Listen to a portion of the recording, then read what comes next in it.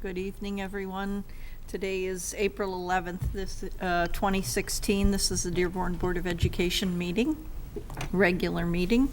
So everybody is present and ready to go. So tonight, well, not everyone is present. Secretary Mike Mead is absent, and Treasurer Mary Petchlikoff will stand in his place. So we're ready to go ahead. All right, call to order. Miriam Bazzi. Present. Trustee Guido. Here. Trustee Hammoud. Trustee Hammoud is out of the country right now. Trustee McDonald. Here. Trustee Mead is absent. Mary Petlichkoff here. President Lane. Present. Pledge of Allegiance to the flag. Mrs. Saru, Principal of Gear Park Elementary, will introduce students who will lead the Pledge of Allegiance. Good evening. I am proud to present three of our Gear Park stars. We have Layla Salha, Ashley Madison, and Colin Bela representing Gear Park. I pledge allegiance to the flag of the United States of America and to the republic for which it stands, one nation, under God, indivisible, with liberty and justice for all. Fine job. Would you come forward, please, students? We have a certificate for you. We appreciate you coming here. You did a great job. Is it your first TV appearance? Yeah. Thank you. You did a super job, Layla, right? Thank you very much. Great job. And Ashley, thank you so much. Thank you, Ms. Rohr. Chair Lane? Yes. If I can add while they're still here, I know they may be leaving shortly, that they did a wonderful job, Gear Park did. Last week I went to their World Fair, and the students did a fantastic job. I got to visit 6 continents and 15 countries in one afternoon, and I got my passport stamped, and it was really fun, and the kids were so excited about what they had learned and eager to share with everyone. So they did a phenomenal job, and I wanted to mention that while they were here. They did work very hard.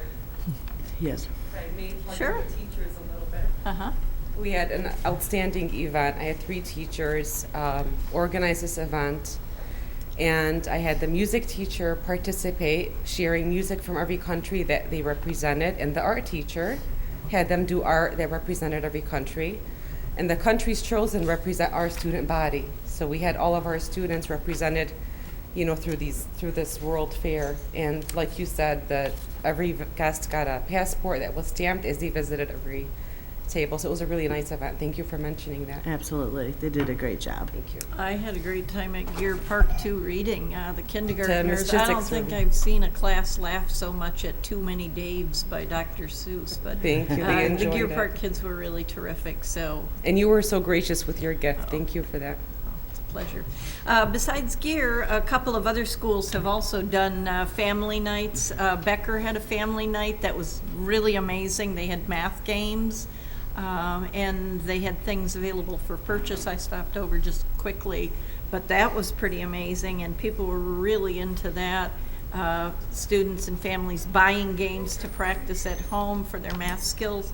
And I know a couple of other people were at McEunis's family night also. For autism. Yeah, for the autism, and then there was another event also. Literacy. Literacy. Literacy, right. And So- Maples had a literacy, And so Henry did Ford. Henry Right. Ford, right. Yep, so there's been lots of action, and of course there always is throughout the district, which is really nice.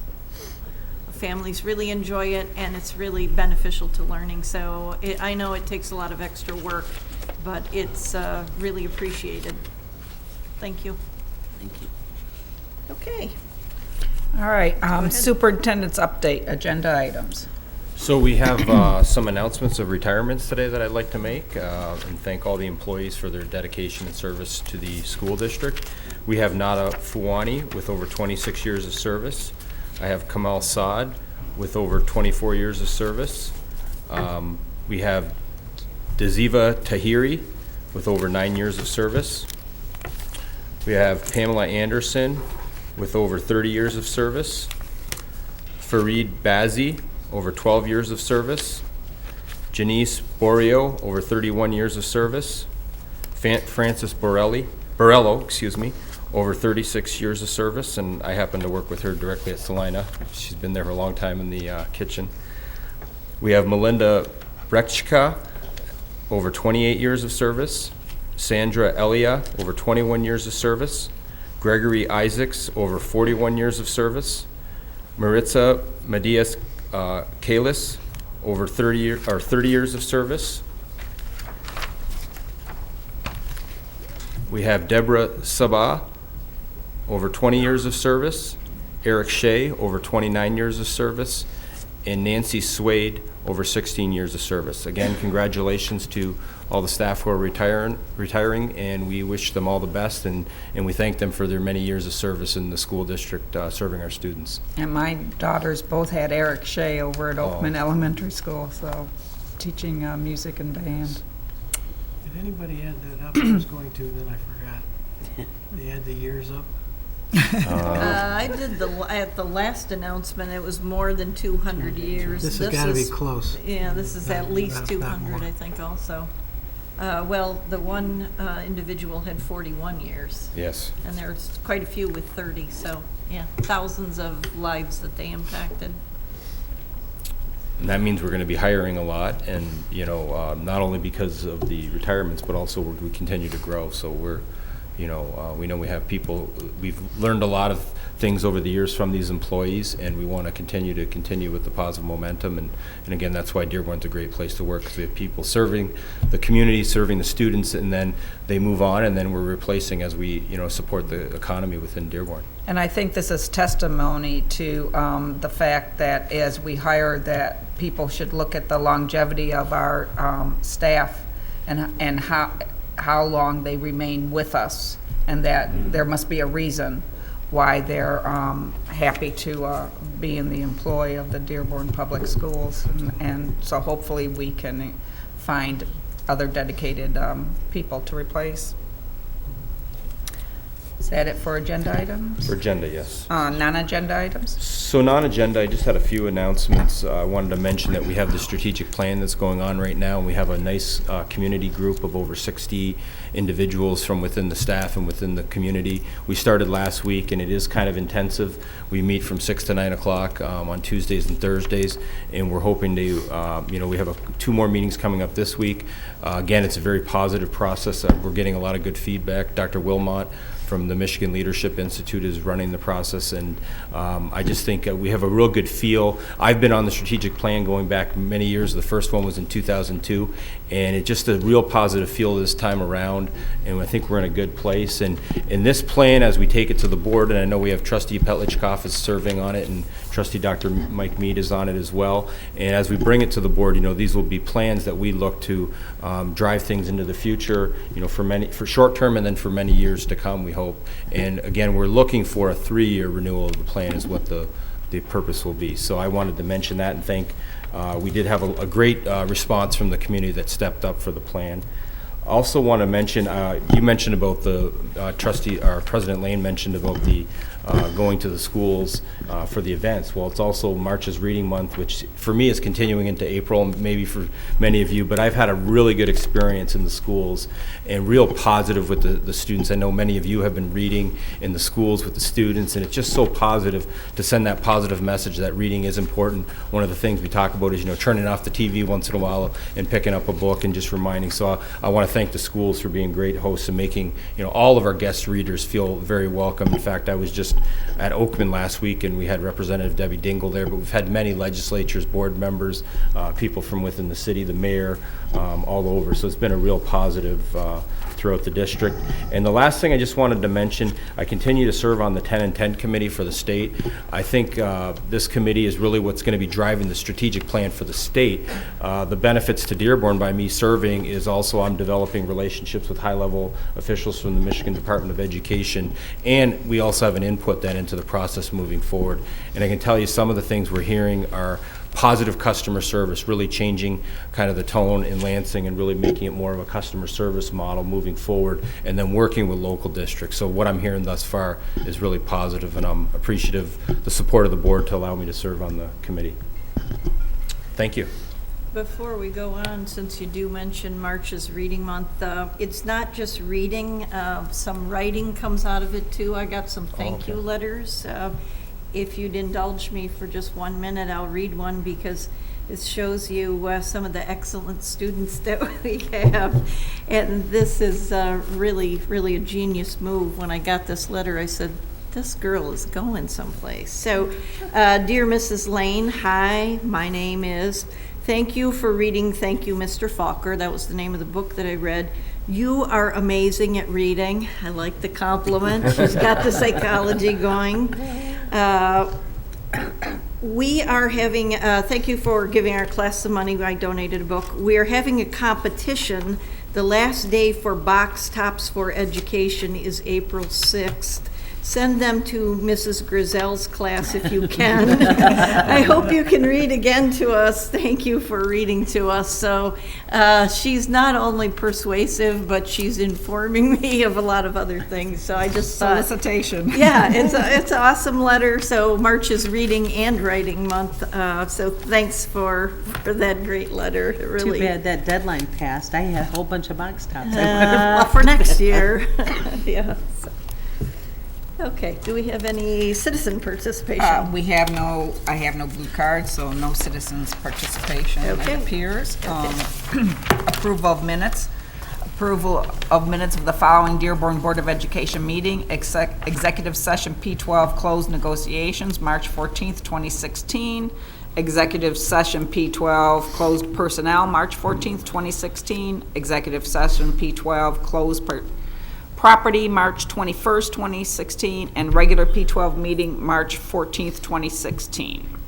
Recommended action, make any necessary corrections, and move approval of these minutes. So moved. Support. Well, all three of us have funds. Okay, did anybody notice any corrections, additions, deletions to the minutes? I think they looked really good to me. So can we accept these unanimously without any changes? Yes. Yes? Okay, great. All right, next item then. Recognition and acknowledgements, commendations. Tonight, commendations will be read by Qasim El-Sagir from Fortson. How are you guys? Commendations to Dearborn Public Schools on receiving 2016 Best Communities for Music Education Designation by the NAMM Foundation for its outstanding commitment to provide music access and education to all students. Dearborn is one of only 476 school districts across the country to receive this prestigious award in 2016. To qualify for the Best Communities Designation, Dearborn Public Schools answered detailed questions about funding, graduation requirements, music class participation, instruction time, facilities, support for the music program, and community music making programs. Commendations to Fortson High School junior Alauddin Shaheen and STEM 6th grade student Ahmed Hassoun, who recently were recognized for the business plan they developed for a startup company called Infinium while participating in the 30-week-long Young Entrepreneurs Academy sponsored by the Dearborn Chamber of Commerce. During a Shark Tank-style presentation, a panel of local business leaders awarded Alauddin and Ahmed $899 to start their company, which will produce a virtual reality suit. DCMST. Commendations to the 22 students from the DCMST Dearborn Center for Math, Science, and Technology who entered projects in the 59th Science and Engineering Fair of Metropolitan Detroit on March 9 at Cobo Center. More than 1,000 students from 110 schools in Wayne, Oakland, and Macomb counties competed at SEFMD, one of the longest running and largest science fairs in the world. Jessica Kakeli, Sophia Martin, and George Morrison placed second. Abdurrahman Abdul Haq and Maya Hamka placed third. All of the other DCMST students earned fourth, outstanding, or fifth place, excellent. Several DCMST students received professional awards. Marwa Al-Badani and Brendan Hastand each received the University of Detroit Mercy Scholarship Award of $1,000 per year. Fatima Joma received a certificate from the Association of Women Geoscientists. Sophia Martin received certificates from Richel Corporation, the American Society of Heating, Refrigeration, and Air Conditioning Engineers, and Detroit chapter of ASM, formerly American Society for Metals. Amir Mubaraz received a certificate from ASC Walton Sustainability Solutions. Congratulations to all DCMST Science and Engineering Fair participants on all of the hard work on their science projects. Dearborn High School. Congratulations to the Dearborn High Men's and Women's Ensemble for earning a 1 at the Michigan School Vocal Music Association District Choral Festival in March. This rating qualifies them to compete in the State Choral Festival on April 21st. Congratulations to the following students that performed at State Solo Ensemble. Katie Josham received a rating of excellent with superior distinction. Kayla Katona, Maria Viscomi, John Vandiver, and Amanda Shatila each received an excellent rating. The students performed under the direction of vocal music instructor Carmel Atkins. Commendations to Dearborn High School junior Riyad Rababi, who finished 13th in the United States in the indoor 5K at the New Balance Indoor Nationals at the Armory in New York City. His time of 15 minutes and 16.06 seconds breaks the Michigan junior record and is the third fastest time ever for a Michigan high school athlete, regardless of grade level. Congratulations to all Dearborn High School athletes for their outstanding athletic and academic success this winter. In summary, congratulations to the more than 138 Dearborn High School students who participated in sports this winter and had a combined grade point average of 3.528. An additional 13 students participated in co-op teams with Etzel Ford in ice hockey and gymnastics. Commendations to the boys varsity basketball team on their combined team GPA of 4.017. Commendations to 2 Dearborn High School students on becoming state finalists, Yusuf Danawi in wrestling and Dante Williams in bowling. Congratulations to the girls basketball team on competing in the Michigan High School Athletic Association District Championship. Commendations to the Dearborn High Key Club for earning many awards and honors at the statewide annual Service Leadership Conference. Out of 129 key clubs in Michigan, Dearborn High received the highest honor, the Distinguished Club Honor. The award is based on several factors including number of members, hours of service, fundraising, leadership development, and Kiwanis involvement. DHS has 180 paid members in Key Club. In the past 12 months, they have volunteered over 5,500 hours and raised over $11,000. Club Treasurer Dylan Smith won the Early Bird Award as well as the Outstanding Treasurer's Award, which is only given to one treasurer from across Michigan. Faculty Advisor Fatmi Berry won the Faculty Advisory Award, another award only given to one person in the state. Students Brianna Henson and Aliyah Bourne-Traeger won the 100% Secretary Report Award. Dearborn High's Celine Nasser was elected as a 2016-17 Lieutenant Governor of Division 12. The position was previously held by Dearborn High's Michael Prosey. Students Madison Murdoch, Lulu Mustafa, and Elena Abdullah each won prizes in contests they entered at the conference. 22 Dearborn Key Club members attended the 3-day conference along with Faculty Advisor Fatmi Berry and Kiwanis Advisor Peggy Pedonali. Stout Middle School. Commendations to 17 students in the Stout 7th and 8th grade strings and 32 students in Stout's 8th grade band who participated in the Michigan School Band and Orchestra Association Festival in March. Strings received an excellent overall rating and was one of only 2 groups to receive a number 1 rating from any judge that evening. The band received superior from all 4 judges, making them one of only 5 schools to get straight number 1 scores among all of the schools participating from the Wayne, Washtenaw, and Monroe County area. Bryant Middle School. Commendations to Spencer Dighud, Rachel Williams, Perry Skavalski, and Ketzel Skavzelsk, 8th grade students on the Bryant Math Counts team. They took 15th place in the competition between 139 teams in the state Math Counts tournament held in Grand Rapids. The 4 8th grade students, along with 7th grader Andrew Brown, also competed as individuals in the Math Counts competition. Congratulations to all 5 students on finishing in the top 120 of more than 1,200 students who competed in the tournament. Special thanks to Dearborn High band teacher Mr. Jeff Oshnak, who pitched in at the last minute and took the Bryant bands and orchestras to festival. Bryant's band teacher, Mr. Garrison, could not attend due to the early arrival of twins. Commendations to the Bryant Student Council for collecting over 950 books and over $100 to support RX for reading. The organization is a nonprofit literacy initiative that works to support families in reading with their children and distributes over 1,000 books each month to children in Detroit. Special thanks to faculty sponsor Sonia Beydoun for her efforts to organize and lead the students. Salina Intermediate. Commendations to Jamal Lawari and the staff of Salina Intermediate School for hosting 3 days of instructional rounds and welcoming teachers from Stout and Woodworth into their classrooms in March. In an excellent example of collaboration between our schools, 30 teachers went to Salina to observe classroom instructions and have valuable discussions about instructional practices. Whitmore Balls Elementary. Commendations to Joni Oinian, instructional coach at Whitmore Balls, for taking part in a day-long discussion in Lansing on learning forward focused feedback. The district received a very complimentary letter from the Michigan Department of Education thanking Miss Onion for her valuable input. William Ford Elementary. Commendations to 68 students from William Ford who raised $1,510 for the American Heart Association in the annual Jump Rope for Heart event. Students had a great time raising money for this great cause as they gathered in the gym after school with Miss Logazdan, physical education teacher.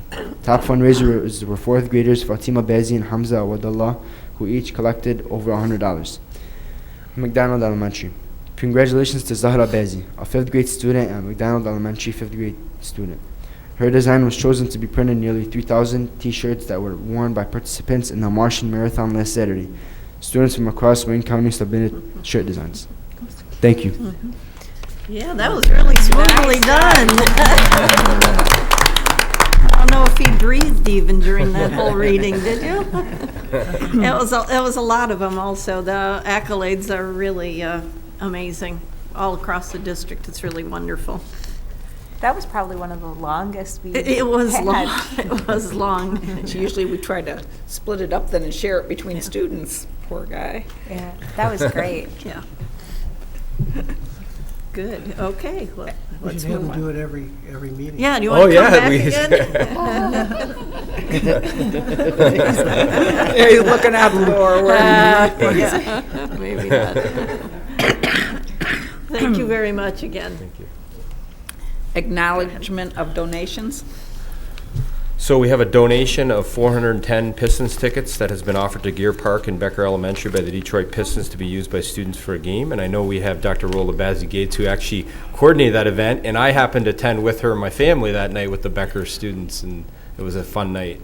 And the Pistons won, so. Donation of $1,000 has been offered to Henry Ford Elementary School by the Dearborn Education Foundation to be used for recess games and materials. A donation of $700 has been offered to Nowlin Elementary School by the Dearborn Education Foundation to be used for books and units galore for the ASD classroom. A donation of $951.08 has been offered to Oakman Elementary by the Dearborn Education Foundation to be used for motor moms and dads. A donation of $1,800 has been offered to Nowlin Elementary by the Dearborn Education Foundation to be used for classroom management, Daily 5, and math workshop. A donation of $1,253.94 has been offered to Woodworth Middle School by the Dearborn Education Foundation to be used for drill presses and equipment. A donation of $650 has been offered to Howard Elementary School by the Dearborn Education Foundation to be used for a mouse set for Chromebooks. Thank you for the donations. And any other? No other. Special reports, staff doctoral presentation, Dr. Glenn Maleko, Mr. Michael Shelton, and Dr. Rola Bazzi-Gates. President Lane, Superintendent Maleko, Board Trustees, before Rola has a chance to present, you may or may not be aware that Rola was named the 2016 Social Worker of the Year by the National Association of School Social Workers of Michigan. She will receive her award in Lansing on May 13th. So I present Dr. Rola Bazzi-Gates. And I will be joining her for that presentation. Yes. so.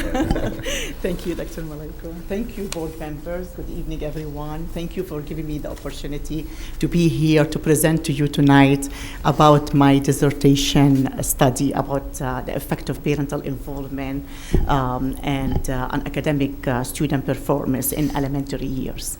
So I'm here to share with you this topic is very near and dear to my heart. I have passion throughout my work as a school social worker with the district with Dearborn Public School for 18 years. I've been, dealing with parents and doing home visits and advocating for parents and making sure, we work collaboratively and in partnership with parents. So I wanna, whatever I did in 2 years, my dissertation, I'm gonna present to you in 10 minutes. I know I have only so bear with me. We have 10 minutes. So as you can see, the topic of my study is the effect of Arab American parental involvement in activities that support the academic performance of their children during the elementary school years. And I chose Arab Americans because my concentration track was about race and ethnicity. So I had to choose, to speak about Arab American parents. And I'm going to go with the next one. In terms of this topic, it's very important. As you know, parental involvement is very important, and it does impact the student performance in all areas, whether it's academic, behavior, social, emotional. It's very important that to have the parents involved. And it shows research that parents who are involved, they earn higher grades, and also they have fewer disciplinary problems or issues at the school.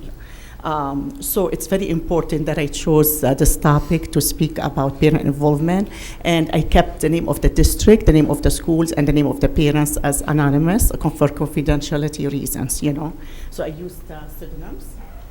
The purpose of my study for my PhD was to examine the perception of the parents to them, what parent involvement means to them, how do they participate and involve in schools, also what are the resources that they use to help them enhance their participation in the school and being involved, and also what are the barriers. I wanted to know three things, very simple, easy to direct what are the issues that they face in order to participate in the school. So I had three research questions. What does the involvement of Arab American parents look like in the school-based and home-based to promote and support student educational activity? And also, what are the resources available to them? How do they, support their students and be involved in their children's education? And my third question, what are the barriers that make it difficult for Arab American parents to become more involved? So what did I do? The methodology I used, I visited 20 Arab American mothers in their houses during winter break last February 2015. I did intensive home visits, and I met with the mothers, and I asked them survey questions about these questions that I'm proposing. So I talked to parents who I chose randomly, parents who were been in the state of Michigan 2 years or less, or they've been over 3 years in the state. So the average age of these mothers were like 30 years old, and the top three nations, these mothers, they were from Lebanon, Yemen, and Iraq. And the average level of education for these mothers, they were high school. The top occupation are housewives, and 95% of these mothers were married. And the languages were spoken at home, that was Arabic and English. As I said, I asked them open-ended questions, in-depth and face-to-face interviews, and I recorded, of course, my conversation with them. So what did I find from my interview with them? Three themes: that parental involvement is important and critical to student success. Mothers indicated how important it is. And the second theme is parents will do whatever it takes to attend meetings at the school and to be involved. Whether they speak English or not, they still come and advocate for their kids and be involved and be engaged with the school, with the teachers. And the third theme, I found that parents have barriers that prevent them from being involved as much as they want to be. So what are the resources that the parents use, the mother use already? Of course, the support that they have from the husband, from the older brother, sister, family, friends, neighbor. They rely on each other to help them support their kids. The support from the school, they get support from the teacher, from the administration, from a relationship that they have already, they developed between the school and the parents, and also the nurturing relationship between the teacher and the student and the parents and the student. One mother, for example, reported to me that a strong positive relationship that shows the teacher and the parent that how much we care about education and our kids. We'll do our best. Whatever it takes, we will help our kids. Teachers have a strong influence on our kids, and our kids listen to them more than us. This is something natural, and our kids respect their teachers and they value them. So this is very, very powerful to show you how much usually when we have, Arab American parents, how much also the students listen and respect the teacher and the teachers influence their kids. One parent also reported to me that we have a support that we need from the teachers, administration, and each other as parents. We feel like a strong school community in the neighborhood. That was very powerful. One of the things that one of the mothers said, we rely on each other as neighbors. If I don't have a car, for example, to go and take my son to school or my daughter, I will ask, for example, the neighbor to do that. If I miss a meeting in the school, I will ask the neighbor what happened. If they need translator, they rely on each other. If their son needs help with homework, they also ask the neighbor to come and help. So the relationship, the communication that they have is very strong among each other. That was something very powerful that they have among each other as parents and with the school and the community. So what are the barriers that I found out from my interview with mothers? Lack of English skills, inconvenient times of meetings, have a baby or a toddler at home, there's no babysitter, being pregnant, cold weather, lack of transportation, or if the mother does not drive, being shy or timid and new to the country, they don't speak English, they've been shy to come and ask about their kid or be involved and volunteer, busy with housework, cooking, cleaning, work outside the home if the mother is working, attend ESL classes. These are the barriers that I found out from my interviews with the 20 mothers. In terms of discussion, these study results support my study question that Arab American parental involvement in activities at home and school does support the education of their children. And parents are very involved at their children's school in most activities. They attend meetings, PTA meetings, volunteer at the school and at home to help their kids with their homework as much as they can and as much as they have resources. For example, Mrs. Drake values education and learning. She said education is very important, and if you're not educated, you cannot do anything. Education is everything and important, and our kids can be nothing in the future without their education. So the recommendation I came up with from my interviews is have flexible times for parent education meetings and parent-teacher conference to increase the parent participation. All school districts should provide a variety of options for parent participation. Also provide a translation to parents during any meetings, offer ESL classes at different locations in the community and the schools, because parents, they want to learn, English in order to be better help with their kids' school and be very involved. Also involve parent in decision making that relates to their children's education and to the school. Provide a workshop for parents on how they can help their children at home in terms of homework and learning activities.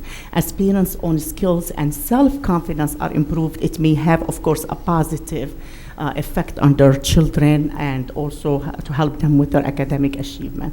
Also aim for meaningful parent involvement in the school, especially for immigrant parents, and surveying the parents, their wants and needs. We usually do that, survey their wants and needs in the beginning of the year and throughout the year to see what topics, what issue they want to learn on, and we can help them with that. Ongoing effective communication also between the school and the parents and the administrators. Provide preschool classes. That was one of the things that the parent wished we have. Also preschool classes and babysitting, so the parent can, with younger kids, they can be able to attend school functions and meetings. For conclusion, Arab American parents, they value education, they care about their kids and their education and the success, and they will do whatever it takes to help them succeed, whether it's at home or at school. Immigrant parents still attend PTA meetings and parent-teacher conferences. They volunteer in the classroom. They participate in bake sales and other school functions, even though they face challenges or they do not speak their language. Mothers formed a home environment that's conducive to learning and to assist with homework too. Parents reported that the more they are involved in the children's education at school and at home, the better, of course, their kids will be successful and succeed in all areas. And they will do better at school and at home. Also, this will affect, of course, their children's self-esteem, grades, behavior, and also social relationship with other kids. Thank you. That's all. Thank you. Any questions? Thank you very much. Miriam had her hand. Okay. Well, first of all, congratulations. Thank you very much. Very proud of you. I have a couple questions. How did you pick, you said you interviewed 20 mothers. How did you pick those 20 mothers? Randomly, I selected them. I put names, and I selected them randomly. And I put the newcomers, like they've been in the country for 2 years or less, or they've been in the country for over 3 years. And I selected, I wanted 20, so 10 from each. From 10 from each? Yes. And then, did you ever, or were you ever able to do a comparison? I guess look at the answers you receive from a parent, and then look at their child and see, based on the answers, how was their child performing? Were you able to do that? I was Okay. able to look at that informally, and I saw the majority of these parents that I interviewed, yes, their kids are successful. The parents are working hard with them. They're doing their best. So I did look at the records, and knowing the students I was able to see that the kids are successful at school. Wonderful. Thank you. One of the things that strikes me is when you so you say you had 10 and 10, the ones who had been here longer than 3 years, were any of them educated in the United States? Yes. Did you see a difference in their responses and from the people who had been educated overseas? I noticed that the mothers who are here, yes, educated here, more involved because they felt more comfortable. They speak the language, so used to come to school. They were and familiar with participate. the exactly with the school policy and the law and the way we do run things. Yeah. My other question is just out of curiosity: why did you only pick mothers? Good question. Because majority of the fathers, I tried to do pick mothers and father, but when I looked at my sample, most fathers, I tried to pick fathers, but they are busy working during the day. Okay. So I wanted to be fair, so I had all mothers. Yes. I assume that you presented your recommendations to the school. And were any of those implemented, and have they received any? Most of our, what I already presented, my school already implement. For example, ESL class, they're already doing this. Young Five, and other programs, meetings, different time of meetings for parents. Already very active, where the schools, I work at. Thank you. Go ahead. And I would suspect, because I live on the east end of town, and I was a PTA parent at Oakman Elementary School, and everything that you're talking about is something that I'm very familiar with. It was a familiar refrain from most of the parents in my neighborhood. And quite frankly, we try to address all of those things. The unfortunate thing is you can't please everybody. We picked an evening time, and then we couldn't get the morning people. We picked the morning time, we couldn't get the evening people. We never could have a happy balance for everyone. So what you try to do is make sure that everyone understands there's a little bit for everybody. Sure. You pick what works for you at the moment, but it's not going to be a perfect fit for everyone either. Mm-hmm. And so the participation really has to be in the home. Yes. That's where they can really, be there all the time. Yes. Parents were eager. They want to learn. They want to know how to help their kids in any way. Just show us, model for us, and we'll do it. Whatever resources they have, they will work hard, because education is very, very important to them.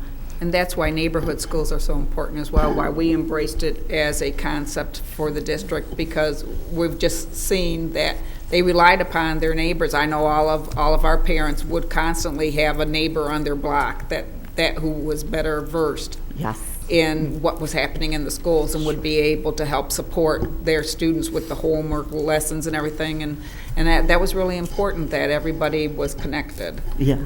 I feel it already in my schools, how the parents are connected to each other. Yeah. Thank you. Yes. Dr. Bazzi-Gates, did you have a control group of not involved parents, or all of your interviewees were involved in their children's education. All of the interviews okay. were involved, yes. And I didn't hear you say that you had, that you looked at different types of parental involvement, so you didn't get that deep into it. What I asked them is, I divided my questionnaire about how involved they are in the school, in Oh, PTA, okay. in bake sale, in volunteer in the classroom, in activities, in parent-teacher conference, in meetings, in parent education. I asked a lot of questions. I had about 27 questions that I went deep, yes. And then did they separate out into different groups, somewhat involved, very involved? More involved in parent-teacher conference, in volunteer in the classroom, and also bake sale, PTA. Sometimes they are very eager to attend in PTA. PTA is important to them, definitely, to be involved in any way they can help. And what about, did you see with parents that were really, really involved, did you see a higher benefit, or you didn't look at that? I mean, you have a pretty small group. A small group, so yes. you couldn't get to that. No, I didn't get to that, definitely, yeah. But majority were happy and involved. Yeah, in the schools, they used to come and volunteer and do their best with their kids. Yeah. Fantastic. It's very Thank you. important, and we really appreciate you coming and presenting on it. Congratulations. Thank you very much. I appreciate you. Thank On you. behalf of our whole district, you really pushed the envelope on all of it, so thank you very much. Any way I can help. Thank you. It's my pleasure. Thank you very much. And just thank you, Rola and Dr. Bazzi-Gates, appreciate it. And I know that this was President Lane's idea that once in a while maybe have some topics that some of our staff have, defended their dissertation and might be useful to bring this to the board. So we'll try to, if this is something the board likes, we'll try to do this periodically. In fact, I may bring my dissertation topic. I know Dr. Patterson's going to be coming up soon, and he may have and we're going to make it so they're relevant, so they're useful information. And I know Rola 10 minutes, but when you're the dissertation, I know, is a lot more in depth, and she did a great job narrowing it down to 10 minutes because it's difficult. So, thank you. Either that or it's easier to get a doctorate than we thought. No, but so many important conclusions out of there, the things that a lot of us know intuitively, but proving it statistically is really valuable. Yeah. Great. Thank you. Okay, next. M-STEP. I'm going to forgo your name, Dr. Jill Chokel and Dr. Daniel Peterson, because you never respond anyhow. Sometimes I do. I walk over there, the blogs. Well, good evening. It's very appropriate that the presentation on the 2015 M-STEP results comes tonight, as this is the start of the testing for this upcoming school year, just this very week. So Dr. Patterson is going to take us through a look at how Dearborn performed based on the M-STEP score. Well, good evening, President Lane, Dr. Maleko, and trustee members. I think this presentation it might be about 9 months late. I'll take full credit for the last month because I know that it was delayed because I was not here. But typically you look at student achievement results in the fall.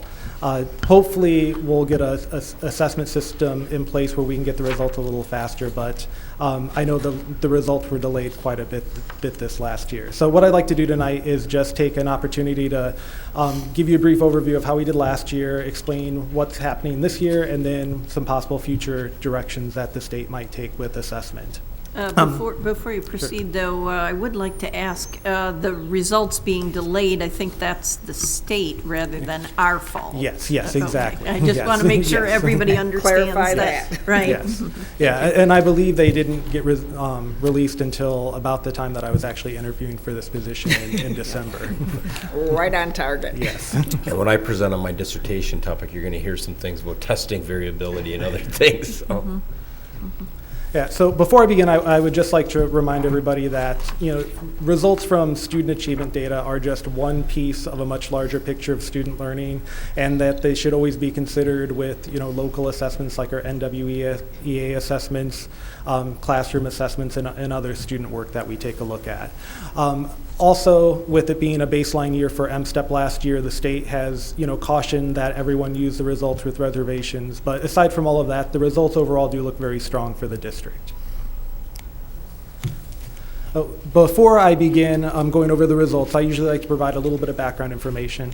So the M-STEP assessment satisfies the main reason that we do student achievement testing every single year, which is through No Child Left Behind, which has been around since 2002. The MEP assessment also satisfied that requirement, but when the state switched over to a new set of standards, we needed to have an assessment that reflected those more rigorous standards that were aligned to college and career readiness, that promoted problem solving, critical thinking, and some of those things are not as easily assessed on a multiple choice test. So the state brought out M-STEP. So it was promoted as something more aligned to the new, more rigorous state standards. No Child Left Behind sunsets this year, and you're probably all aware that the Every Student Succeeds Act will be taking place within a few years. It has similar requirements for assessment. There are some subtle changes to that, and I'll go over that a little bit later at the end of the presentation. So when the students get their scores back, they get a scale score, which is roughly from 2,000 to 3,000, and then one of 4 performance categories of not proficient, partially proficient, proficient, or advanced, with the goal being our students being in the proficient or advanced range. This is what we call a vertically scaled score, where all of the students get a score on that range of 2,000 to 3,000. Students at the lower grades in 3rd grade will score at the lower end of that scale, and then the scores increase as they go up through 11th grade. I would like to point out now, in case I forget to mention it later, that this year we are not giving the M-STEP in 11th grade. The state has switched over to offering SAT for math and language arts, so this will be slightly different in terms of the results we see in 11th grade this year. And then the scores are also reported back as an overall score and then some smaller sub-scores as well. Since this assessment is aligned to our new standards, which are college and career readiness standard, the idea behind the assessment is that if a student in 11th grade scores proficient or advanced, we can say that they would be college and career ready. Similar to how a score on an ACT of a 22 or higher is kind of considered entry level for college. This is one other indicator of college and career readiness. For ELA, they break down the scores into 4 main areas that we think are very important for English language arts, which is wanting students to read, write, listen, and then be able to do research and inquiry. And then for math, we want students to know basic skills, like that would be concepts and procedures, but we also want them to know how to communicate, reason, do problem solving, and then model and do data analysis. So this next slide shows our last year's results for the district compared to the state. And as you can see, for language arts and mathematics, we scored higher than the state, just outright. For social studies, we were roughly similar to the state. We were slightly behind the state average in science. One thing I would just like to point out in terms of this being a single indicator, if you take a look at our NWEA scores in science, they're much more similar to the math and language arts in terms of national norms. So they don't show quite the same picture as the state results in science. Our NWA scores that we get in 3 through 8 for science look, a little stronger than what we got on last year's results. Now, although we outscore the state just on average, we know that there are certain gaps that still remain in student achievement. We would like those to go away at some point, but we know that those still exist. One thing that's highly correlated to student achievement is family background and poverty. If you factor into a district's level of poverty into their student achievement, then our results actually look even stronger than they do just taking a look at a straight comparison. This next slide shows how our district perform in reading compared to some similar districts across the state. So our peer districts are districts that have similar levels of poverty and similar size in students. So on this graph, you're not going to see a comparison line for the districts. What this is showing is our improvement, our performance above and beyond what our comparison districts are doing. So if you take a look at 2010, and this is showing 5 years of MEP data and then transitioning into M-STEP. In 2010, our average the average performance of all of our peers is represented at the 0% line. Our dot slightly above that means that we were roughly about 2% higher than our peers that year. If we go one more year farther to the right in 2011, we increased to being about 5% higher than our peers. The state also had a writing assessment in which we were about 15% higher than our similar peers in terms of poverty and number of students. And you can see that that pattern kind of continued to where we were outperforming similar school districts across the state. Now, when we switched over to the M-STEP assessment last year, many districts' performance fell somewhere in between their ELA reading and writing scores, where ours actually jumped even higher above both of those. So where many states or districts were still in the middle, we actually outperformed and pulled farther away from our peers in this last year. And as I mentioned, there still are some gaps that exist. This graph shows some of our major student subgroups where we're comparing the outcomes compared to our overall students, and then we're also taking a look at how those gaps persist at the state level as well. As you can see, in every single category, we do outperform the state. And in many places, although gaps still exist, they're much smaller than what we would see at the state level. For example, if you take a look at this slide with English language arts results, our state, our outcomes for all students is 57%. Economically disadvantaged is 51%, about a 6-point gap, where at the state level, that's more like a 20-point gap. So not nearly as pronounced within our district as you see in other places. You'll see similar trends with our math data. Achievement overall lower at the state in math than language arts, but you'll notice that there are similar patterns in terms of gaps across some of our different subgroups.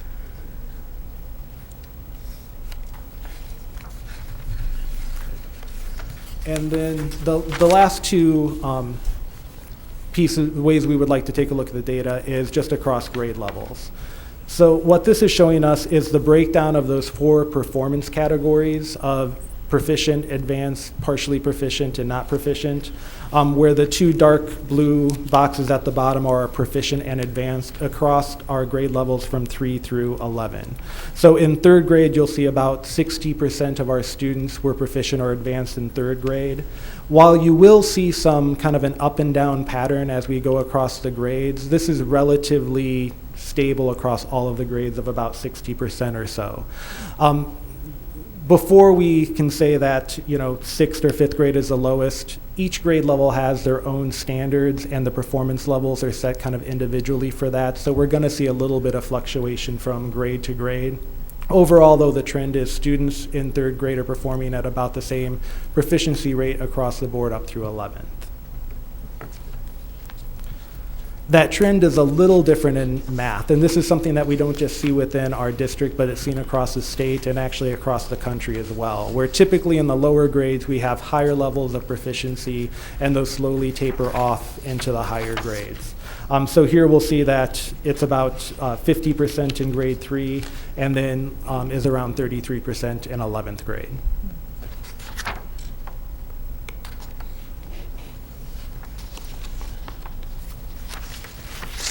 Okay, so moving on to our current year.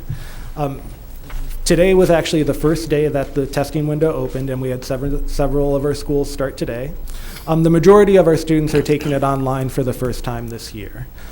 So we have a few schools that are giving some paper and pencil test, either because it's better for that student based on their IEP or 504 plan, and then we have a few students that because of needing some translation of test items, paper and pencil is a better solution for those students. But probably about 97% of our students are taking it online. Overall, there's a 7-week window, so this will extend until the latter part of May. Each grade level has a 3-week window that overlaps. So this week, 5th and 8th grade are testing.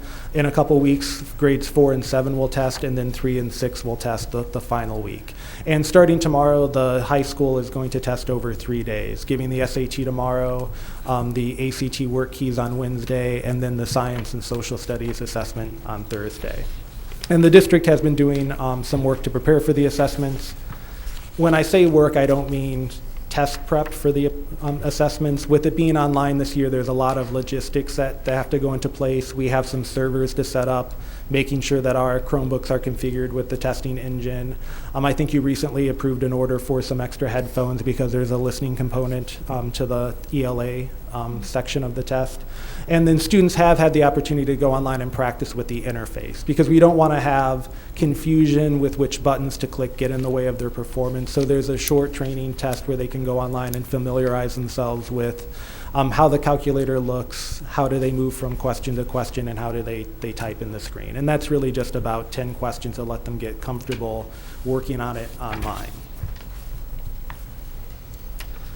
And I think most of you have probably heard that there's been a proposal to eliminate M-STEP testing for next year. So this would be our second year of that, but it looks like the state is considering moving in another direction.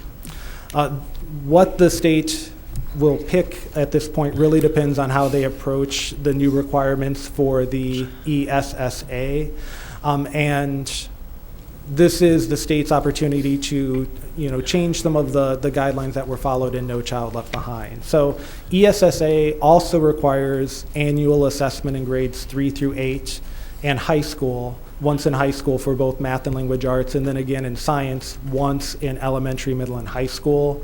A few things that are a little different under the new law is that states have more flexibility in the assessment that they choose.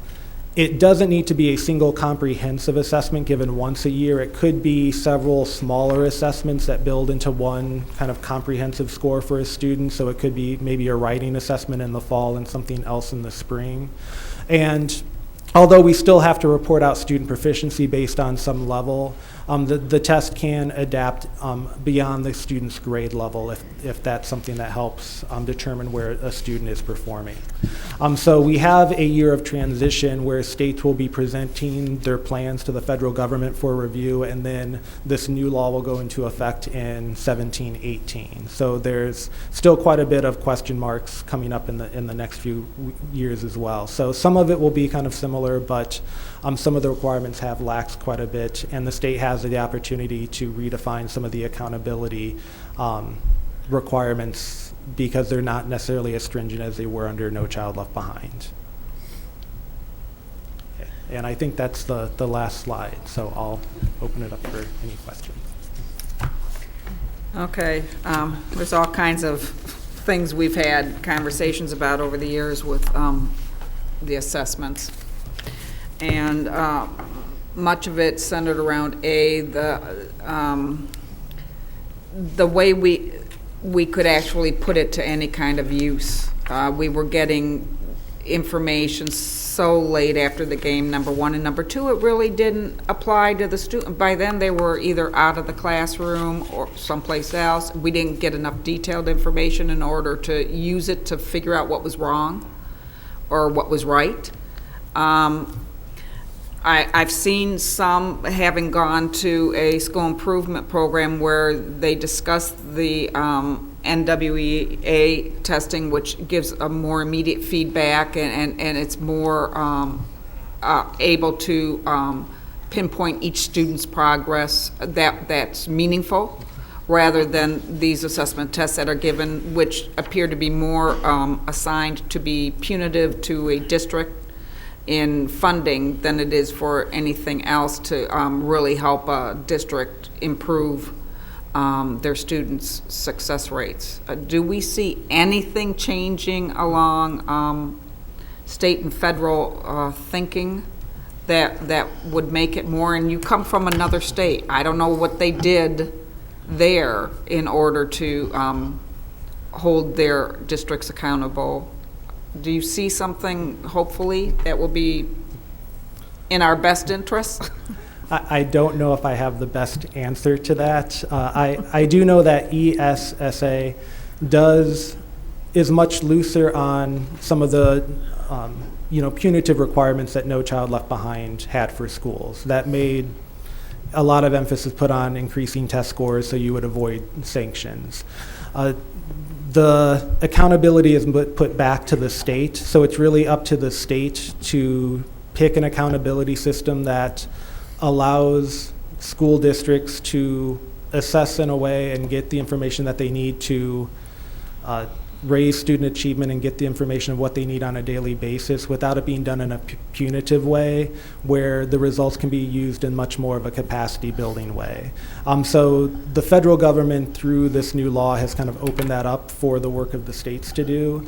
And in terms of identifying low performing schools, the state really only has to do that for the bottom 5% of schools.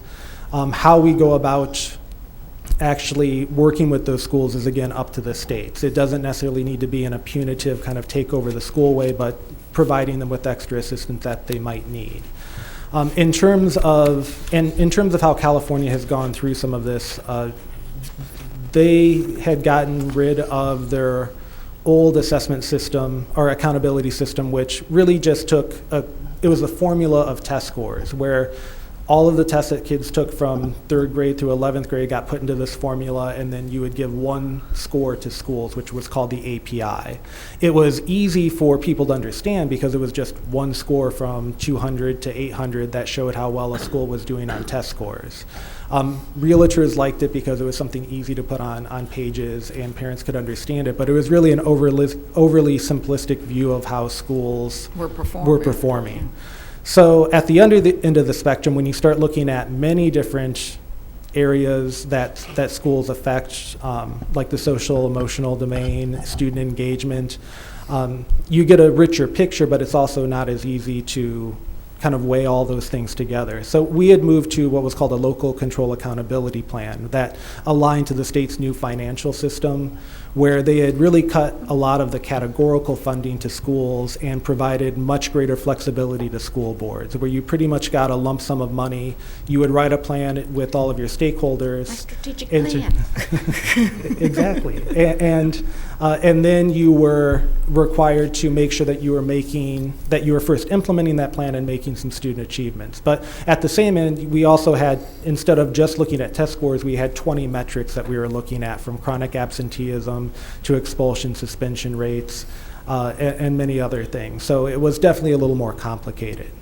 But I do definitely think that moving in the realm of capacity building versus accountability is a much better way to go. And in terms of assessments, there's really not, I don't think there will ever be an assessment that serves every single purpose, because at a large scale assessment, the turnaround can be much better than what we've seen in the past, but because of security reasons, we're not going to have like item level analysis where you can go back and say, here are the 10 that you missed, this is why you missed those, which is something that you can do with formative assessments in the classroom in real time and actually alter your instruction for that.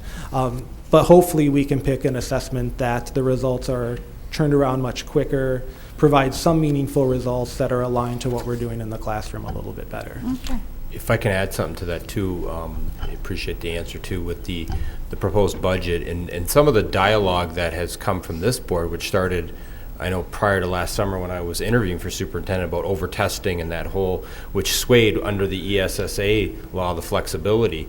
Well, I think people are starting to hear that, including the government, and that's why you've got the flexibility that came from the ESSA that gives states the flexibility. Second, the budget that came out proposed from the state eliminates the funding from MSTEP, and they're looking at more like an NWA type assessment to fund that. So that actually is a positive, because as you were stating, Trustee Petlicoff, that something useful that you can use right away, and those data sets we get right away that can help that individual child. The MSTEP, we really can't use that individual score to help that child because that's 9 months ago once we get it, and so it's really not helping us. It might look at programmatic change over time, but not for the individual students, where the NWA does give you that immediate result. I think with the MSTEP too, you've got to also look at that, because this is the first year, and I know Dr. Patterson was stressing, that we're going to have students take it online. So there's going to be some question of, unless you can have an assessment consistent for at least 3 years, of what we call reliability and validity. Right. And so we're happy that we're above state's averages, but at the same token, we're not putting all our eggs into that assessment alone as we look at a multiple measures approach. So that's just something to be cautious about as well. Yes, Trustee. I just wanted to say thank you. This presentation really puts it in a way that's easy to understand, and data can be very confusing. My question is, and I do understand some of the concerns that Dr. Maleko just mentioned when looking at the results, but if I'm looking at the district-wide MSTEP results for English, language arts, and I think it was math, one moment. I'm sorry, the one in math, there's a increase in the not proficient in the later years. And while I do understand there's a question about the validity of the results when we only have very limited data, that is an increase that is significant enough that causes me concern. Are we still looking at these results and saying how can we do better, or classrooms, or I guess what are we taking away from these? Again, I've only been here for a few months. From what I've seen since I've been here, these results have been taken a look at to kind of reflect, some of the programs and all that. Hello. Certainly at the secondary level, the secondary math coordinators have worked with the math departments in order to not only look at the end of semester assessments, but all of the formative assessments that are ongoing through, let's say, the math classes, so that we're not waiting for these results, but the results, as Dr. Patterson mentioned a few minutes earlier, of the formative assessments, here's what they did in class, here's how they scored, here's how we're going to plan instruction to maybe plug those gaps or meet those student needs, or challenge a student who frankly, got 100% or scored very well on that initial assessment. So that kind of those checks and balances are ongoing daily during instruction. But isn't it correct across the United States that we do fairly well at the lower levels compared to other countries? And then as we get toward high school, our scores start to bottom out. And I was going to ask the same question. Why do we underperform in the United States on math, particularly? Dr. Patterson, you can probably make a few $1 million if you could answer that question. Okay. Well, I am a former math teacher. Okay, all right. That's the right guy. I would say some of it is the approach that we've had to instruction over many years, where we've considered it to be kind of a mile wide and an inch deep. If you take a look at international comparisons, like on the PISA assessment, some of the recommendations that come out of the organization that does that, which is the OECD, does say that our shift in curriculum and shift in math instruction is at least outlined in the new standards, and some of the recommendations that have been around for 15 years by the National Council of Teachers of Mathematics would really help improve some of the areas that American students are across the board kind of weak in, which problem solving non-routine problems, communicating and reasoning are things that we don't necessarily consistently get to in classrooms across the country. We focus a lot on skills, but then we don't necessarily take it to that next level. So a student can solve a problem with fractions, but they can't necessarily use that in a problem that they haven't seen before, reason through it, and then communicate why they did the work the way that they did it. So some of those are going to be some instructional shifts that I think need to happen kind of consistently, not just here, but everywhere. And what I've seen in the instruction in this district is that we really are doing those things in the little time that I've been here in terms of focusing on those higher order thinking skills. I think, too, having worked with the elementary schools exclusively for the past, 4 years, and certainly throughout my career, that in elementary, teachers are very tuned in to, small group, lots of engagement, lots of hands-on. But I have to say, since beginning with the feeder organization, I have been just delighted with walking into classrooms in middle schools and high schools with what our teachers are doing at the secondary level. You would think that their elementary classrooms, just because there's a very short lecture burst in terms of a stand and deliver, and then students are organizing themselves into groups, they're taking some formative assessments, they're working on projects, so there is much more of a focus on what students are doing with the content rather than listening to someone talk to them or at them, or working independently. So classrooms are very active, there is lots of discussion, and I think that that is a positive, and we're going to continue to see even greater improvement in the future. How much does changing the test, I mean, I'm interested in what California does, but here in Michigan, we've constantly changed the test. It seems like every 2 years or so, just when we get comfortable with the test, then we change it and throw it out and bring in a new test. And how much of that is the test? I wanted to ask also why there's a difference between the M-STEP, where we perform on the M-STEP, and the NWEA. I mean, what are we showing in the results there? Well, I think that, the MEP was around for, 40 plus years. So certainly, while that measure was around for a long time, how the results were used, certainly in not only in terms of accountability, but in order to rank schools and levy some sanctions was somewhat, distressing. Switching to the M-STEP means that there has to be a recalibration, and as Dr. Maleko mentioned, we're looking at needing 3 years of data of any test before the results can be determined to be reliable and valid. And of course, it looks as if, at this point, Michigan Department of Education is considering moving to something else. Just what that is, we don't know. What it will do, certainly, is to delay that 3-year window.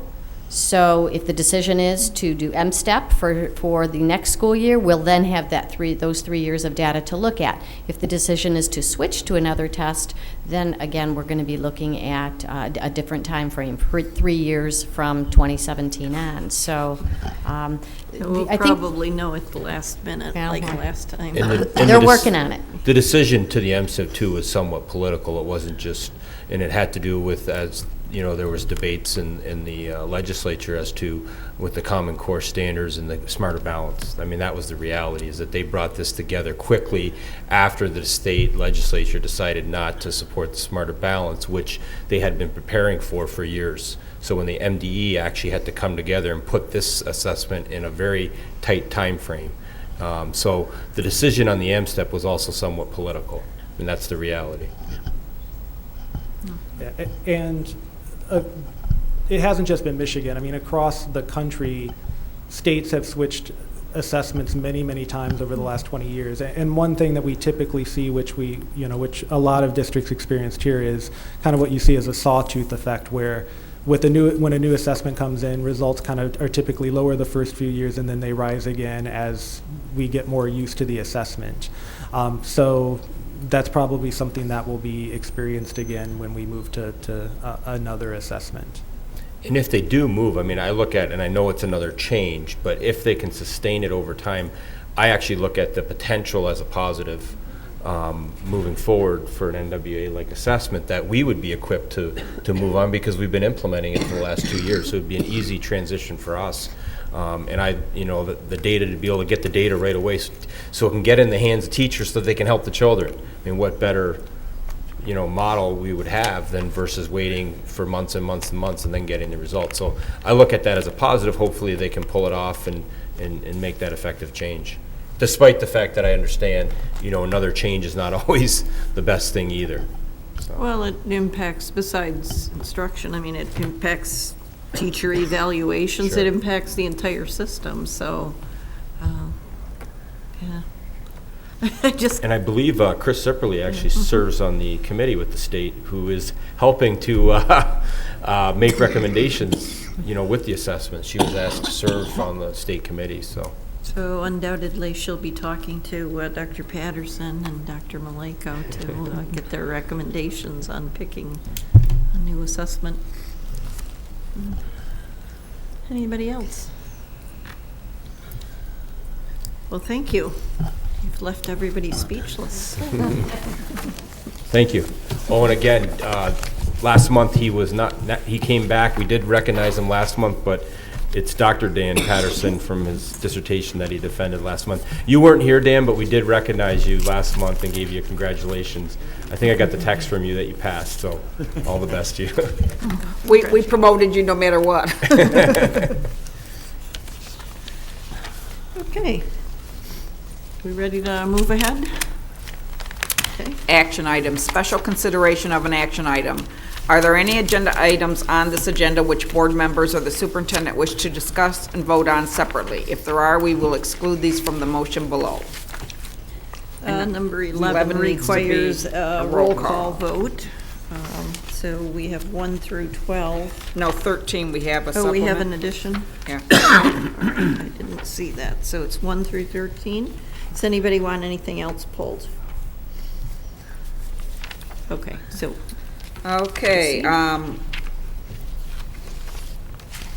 recommended action, move that action items numbered 1 through 13 be approved as recommended in this agenda with the exception of 11.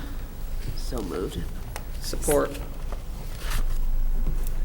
is there any dissension on this, or can we attach a unanimous? Good, okay. All right, so the summary? Summary of agenda action items. Number 1, approval of warrants. Number 2, approval of Dr. Ann Benningoff to provide 10 days of professional development. 3, approval of increasing part-time physical therapists. 4, approval of Plant Moran as district auditors for 2015-16. 5, approval of change orders. 6, approval of vendors' contracts with Clark Construction Company. 7 through 9, approval of non-instructional and instructional personnel items for P12. 10, approval of financial statement. 12, approval of donations. And 13, approval of contract made to Precision Data Products for the purchase of Avid headphones. And Number 11. Trustee Petchikoff, I think you were going to comment, you're going to report on number 4, the audit in Yeah, the Finance in Committee. Finance. Okay, go ahead. Okay, so now number 11, calling for an executive session closed. Recommended action, move that an executive session be held on Monday, May 9th, 2016 at 6:15 PM at the Administrative Service Center in the Superintendent's Conference Room. The purpose of the closed session is to discuss the superintendent's evaluation per Section 8A of the Michigan Opens Meeting Act. So moved. Support. Roll Okay. call. Yep. I don't want to miss anybody's name. Hang on. Trustee Bazzi? Yes. Trustee Guido? Yes.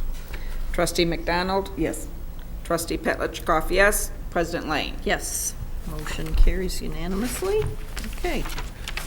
So, we move on then. Okay, discussion item, co-teaching. Dr. Glenn Maleko, Dr. Jill Chokol, and Mr. Michael Shelton. Going to ask Dr. Chokol and Mr. Shelton to come up. And so, you know, part of the, I'm just going to kind of frame this as they discuss, get into discussion, is going to be the co-teaching special education model and also the ELL model that we have been working on. We're starting to work with the ELL learners, English language learners. And so really what we're doing is we, you know, the special ed department and the district have implemented this model several years ago. In fact, when I was principal at Salina, I was one of the first individuals in the district to actually implement it. So I have a lot of experience in this area, very passionate to see the positive influence it can have. I've actually researched some work, practitioner work, and actually presented, and I've had a lot of members from our district that have presented. And so we have a plan moving forward that it is part of my goals for the community and for the board, and it was part of my, I had mentioned in my 90-day plan. So we've been working on it, but next year we're really looking to ratchet up and to really enhance implementation across the district. And again, it's been going on for a while, but we're really looking to enhance it moving forward, and I'm going to let them explain some of the plans moving forward, including the fact that I will be presenting at the next principals meeting with teachers and administrators about the overall effective implementation of co-teaching in the classroom. So I'm going to try to take a direct lead with the principals, partially because of my background and experience with the model. And to piggyback on that, Dr. Maleko, when we began around 6 years ago, we moved to a more inclusive delivery model for special ed services. At the middle school, with the Michigan model and having an additional prep period or planning period, it really allowed middle schools to start co-teaching. But then we transitioned our high schools over a 3-year period 6 years ago. So we started like in the 9th grade, then we worked 10th grade, and then 11th and 12th. So we've been on this inclusive delivery model for over 3 years, where all our students that are on a diploma path to graduation are in gen ed settings. If they have deficits in language arts or math, they're in a co-talk classes. And if they're significantly below grade level, they also get a intervention as well. So that's been our delivery model. And just so that we all have a framework to work from, what is co-teaching? Co-teaching is a general ed and a special ed teacher sharing the instructional responsibility for a single group of students. A shared presence in the classroom, as well as a shared responsibility for planning, presenting, problem solving, and processing to determine the best ways to reach students. Explicitly brings two teachers together to improve what they can offer to students they teach, while providing opportunities to learn more about their own teaching. And it is an effective model, instructional model for meeting individual needs, especially students with disabilities. So we think that where we were at 6 years ago, we started realigning more staff to elementary. So we didn't add more special ed staff. We just started realigning the staffing that we had to more early intervention. So we started shifting a little bit more support to the elementary level. And then we started to prepare our teachers, and that's kind of where we're going now. We want to ratchet it up to provide more support to our administrators that are working with these teachers in their classroom. And it's going to be a part of the school improvement process. We're going to look at it. And what they're doing in the classrooms is not just enough to have two adults in the room doing the same thing. The general ed teacher is the content expert. The special ed teacher is the strategy expert. And together they bring their skills together to enhance student learning. And the role of the special ed teacher is to provide specialized instruction. That is the key. So there's different models to use. We've pretty much explored them. A number of our administrators have gone to Maryland Friend. Dr. Malenko and Dr. Chokol had a chance to go with a number of our administrators a few weeks ago. We've been doing that. Every time she comes into town, we've been sending a group of staff to her presentation. She does a great job. But Ann Benninghoff is going to, we had a chance, the special ed supervisors and myself went to a trainee session in the summer with Ann a couple years ago, and she does a fantastic job. She's very relevant and knowledgeable on the subject. She's doing it right now. She's not just somebody on a speaking engagement. She knows how to support our teachers and our administrators, and that's pretty much what her role will be for the next year, helping us build our capacity and it become more of a systematic thing. We need to do some proactive things like set up the framework, so scheduling, making sure that we cluster the kids in the classes, and then provide planning time. So if you're co-teaching, you have a common prep with the person you're co-teaching, so they have time to collaborate. And so these are the kinds of things we're going to be working on going forward. We do a good job, but we just want to get even better at it. We want to continuously improve. So I'll let Jill talk about the elementary level. Could I add something too on what you're saying with Ann Benninghoff? She worked at Salina. She came and was a consultant. Now she's published nationally in ed leadership, and so she's more well known and across the nation as one of the premier speakers. And I know she was very teacher friendly. So by bringing her in, she's not going to necessarily be the person that does all the implementation. It's going to be us doing it, but she's going to help us spearhead that and give a little bit of initiative by having a consultant that will come in, providing training. And really, I can tell you as far as the district goes, we are ahead of a lot of districts as far as our structure, meaning that some districts don't have their schedules structured or their staffing to do co-teaching. They're still more in a pullout type model. Our structure is there. What we really want to do, and Mr. Shelton talked about the school improvement visits, is we really want to make sure that we are then going in the class and implementing the effective research-based strategies that help students. So if you have, and Ann talks about it and Dr. Friend, there's a certain percentage of time that you would want to spend, so you don't necessarily have, the majority of time shouldn't be spent with one teacher leading and one assisting. Instead, what you do is you use different strategies in the class that divide up and really meet the needs of both the special ed students and the general ed students. So the classes do look a lot differently. But if you're continuing to instruct in the same way as if you had one teacher, then that is not effective. And so we have a lot of effective models that are being implemented across the district in many of our schools.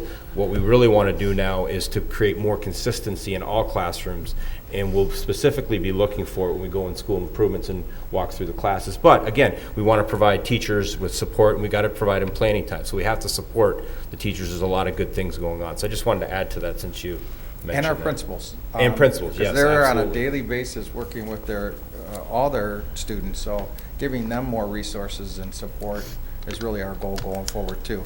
And with Dr. Maleko presenting and showing what he was able to do at Salina, and we think it's just going to make it, move us even further along on the continuum of co-teaching. So as Mr. Shelton mentioned, certainly the professional learning that's provided for all staff, teachers, as well as administrators helps everyone move along. So beginning at the elementary level, the goal certainly is prevention. So the idea is that the special education teachers were realigned so that elementary schools had a full-time, and sometimes the larger schools have an additional special education teacher. What this means is that since the scheduling is different in elementary and secondary, with elementary having self-contained classrooms, is that the students with IEPs are clustered primarily in one classroom per grade level. And then that special education resource teacher pushes in or enters the classroom and provides service to those students every day, sometimes twice a day, in the context of that student's classroom. And so therefore that specialized instruction can be integrated with instruction for all students. The other goal is to provide instruction for students who might not have an IEP, but certainly are behind, and therefore prevent that student from failing or from entering special education. So the idea is to also prevent that child from whose achievement from dipping low enough so that they are qualifying for an IEP. So the goal for Dr. Benninghoff, when she comes in, she's coming in for a day in May, and then she'll be back for 2 days in August for the administrator and teacher training, and then she'll be returning in October, December, and March.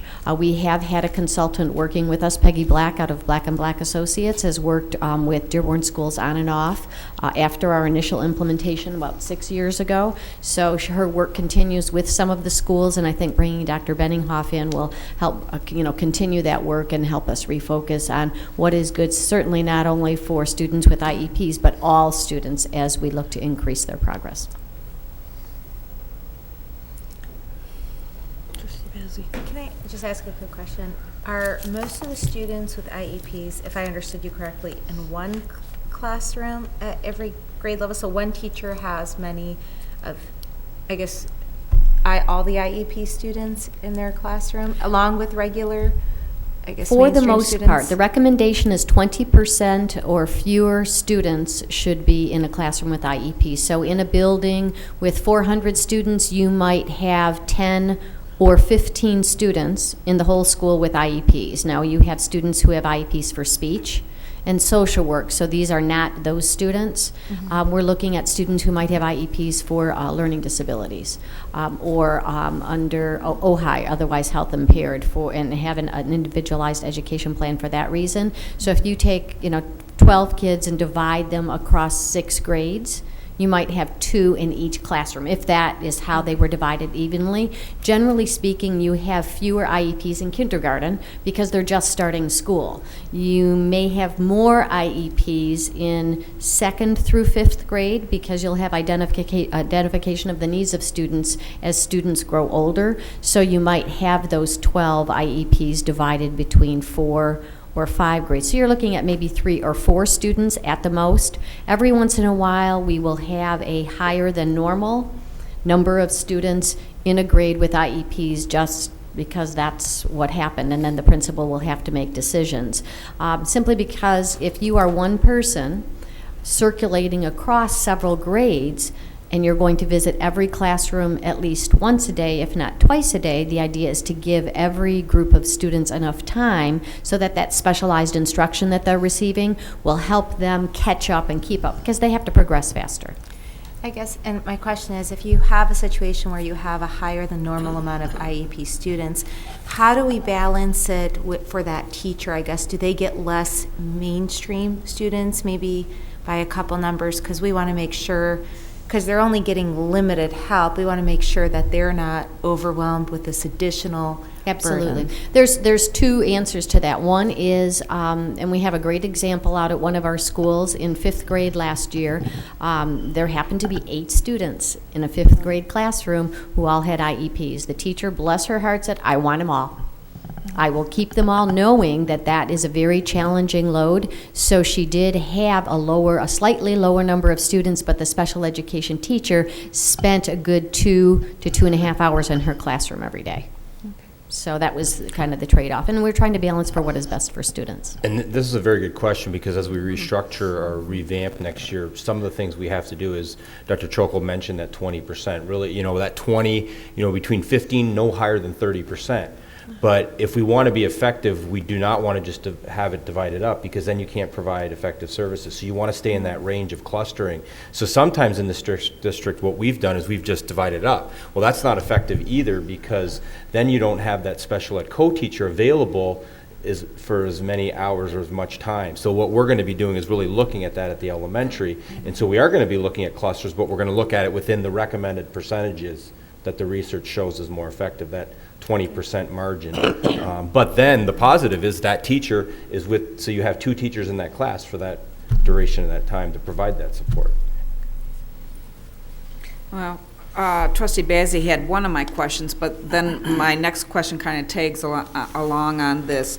Since you're pushing in a special ed teacher at any given time in an elementary level or even at the upper levels, I know that most students with IEPs, there could be a variety of things that they're struggling with. It's not all going to be the same subject matter or the same problem with learning.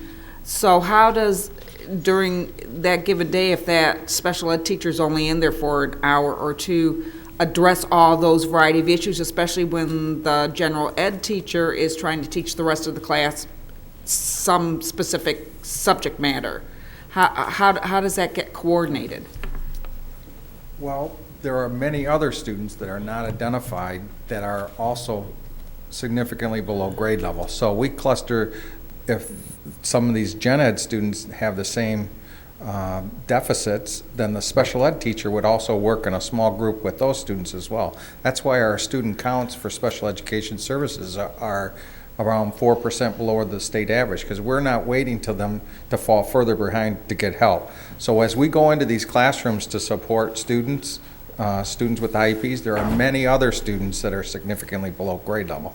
So during our Daily 5 Cafe, when you're doing small group instruction, is a great time to come in.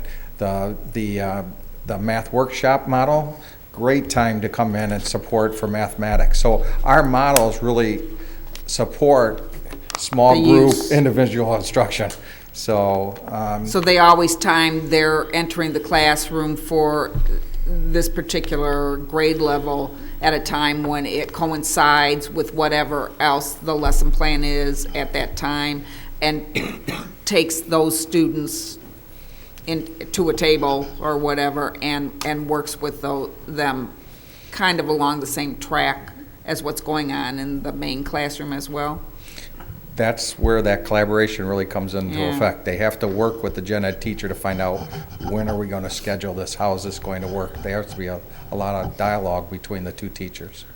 The real challenges get to be where we have elementary schools of 800, and then we might have others with 200. So those look different. The models look a little different. So there you have those challenges when we're providing service. And do we really have enough teachers to go around, special ed teachers? Well, our caseloads are relatively low comparison to other districts throughout the state, and that's because we have a model that we help all students. Every student that walks in the door is a responsibility of every adult that works in that school. So we're meeting the needs of all of our students, whether they are EL, special ed, or gen ed. You know, we have that philosophy right now. So we're meeting our needs. You can always want more. That's And I think part of our plan of revamping it also is looking at the staffing. So that's part of our strategy at central office and with Dr. Chokol and Mr. Shelton. We're looking at the staffing, and Dr. Chokol developed a new method for even looking at elementary groupings. So we're going to provide support from central office and actually analyze that to see, is the staffing effective in, because we don't necessarily have more staffing, but can we reallocate and use it more effectively or based on scheduling of students or scheduling of classes. Where do the parapros then come in supporting this? Because I know we have a lot of support staff, especially for students on the autism spectrum and all that kind of stuff. How do they play into this scenario in the classroom? Well, our parapros are supporting teachers, so they'll be under the guidance of the teacher. For our students that have what we call follow the kid parapros, so these are students that have a center program eligibility, like students with autism, as an example. They go into, and they're in the gen ed setting and they need more support based on their IEP. They go in to support, we have plans already mapped out for what the role of the parapro is in that classroom. It's not to take over for the teacher. The teacher is the instructional leader for that student. They are to support the teacher and not enable the student to depend on another adult, trying to foster independence as much as we can. So we have approximately 35 parapros that are follow the kid. They are funded by Act 18 funds. Yeah, Wayne County special millage. Trustee Guido? I'm curious, if a student is identified as an IEP, and maybe, let's just use an example, 2nd or 3rd grade, what's our track record in, over the time that they're in our system, our school district? Are they an IEP student till they leave our district, or do we bring them along, and are they assessed every so often, and are we doing? Well, we're mandated to reassess every 3 years. So now if we don't feel like we always ask for 2 full evaluations, one at elementary, one at secondary. With the new LD guidelines, that was another reason why our identification rates went down. We did have a significant decrease in the number of students that were labeled specific learning disabled. And those students did not impact our general ed data. They probably would have helped our special ed data if they would have stayed in it. But we don't need an IEP to get help in our district. So we're trying to meet those needs of those students, whether they're 504 students or just students that are struggling, some other at risk. So we're jumping in to help all these kids. So, But do they generally, if they're identified in 2nd or 3rd grade, do they generally need this help till they graduate? well, typically, yes. Okay. But we have exited probably, if I had our counts off, probably 200 students less over the last 4 years probably that had that identification. Would that depend on the service, though, like speech, social work, psychology? They'd conceivably be exited sooner? Yeah. Now, we also service kids through general ed social work as well. Right. So those are like related services, speech and language and social work. So you'd have to have an IEP in order to get those related Right. services. Right. And then these students, though, still are not dropped. If they still have those needs, about 50% of our time or more of our, let's say, social workers are spent on general ed students. Many districts only have social workers that do IEP students. So that's not been our philosophy. But for like speech pathology or? You could just be speech and You language could only. be, right, Yeah. and there's a number of kids that are in for, I know my son was one for a year or two, or different, yeah, so there is in and out for somewhat. Speech and language, by the time they're 14 or 15, you've kind of, if it's just articulation, all those things are probably have plateaued. You haven't corrected it. It's kind of very difficult to change. So we do exit them as they get older, speech and language. I'd also like to close in saying that our teachers and administrators working together have done a phenomenal job of adjusting to truly the paradigm shift in the past 10 years, from a pull-out situation where students were either totally in self-contained classes and receiving services completely separately, to a part-time kind of pull-out situation to receiving all services in a inclusive environment. And the research has shown it's better for students. Students will make more progress fully. And this varies in some districts. 98% of the students have the capability of making average progress. And so with the adults working together, it's a very challenging situation when you're looking at the variety of student needs that are in classrooms, so with teachers teaming together with the support of administrators and other support departments, our students are making more progress. So we're looking forward to even greater progress to come. Good. Okay. Thank you. Okay. All righty, we ready to move on? Yep. Board of Education business, acknowledgement of correspondence. We have a pile here. Yeah. Not at our table. The Stout Theater Company. Yeah. For That their was- hairspray. And then, do you want me to go through? Well, I was going to say, the hairspray I was going to mention, we have an invitation. That's the first middle school, I think, in our district that's doing a theater. So I'm really excited about that. I know they're going to do a great job. I've heard from people that they're really impressive for middle school. So that's April 21st to the 23rd. I was going to mention it later, but yeah, we have correspondence from them. And what else do we have? The Leader in Me. We were invited to Snow Elementary. They're having a leadership day, and I remember I think 2 months ago, they gave a presentation on it. Just opening these up. And then I the think city, we have City Beautiful. City Beautiful. Trustee Yes, our Petchikoff. hello, once again, I've been doing this for, 15 years. Yeah, cleanup parades. In May, we have 7 scheduled, plus Henry Ford is doing an alternative program. And it looks like an invitation to Superintendent Honors Night as well. Entering that season of a lot of activity. Yes. Full calendars. Good. Okay, so next. Board member committee and organization reports. All right, I guess I'll start with it because this is the longest one. We had a finance committee meeting tonight, and there were several things that we discussed, and I'll blame it all on Mr. Wall. First off, we did receive a letter from the state about our 2014-15 audit. And we have responded to that letter and taken steps to correct the issue that they corresponded with us about. And I think, was everybody sent a copy of that communication? So everybody's aware of that, and it's taken care of.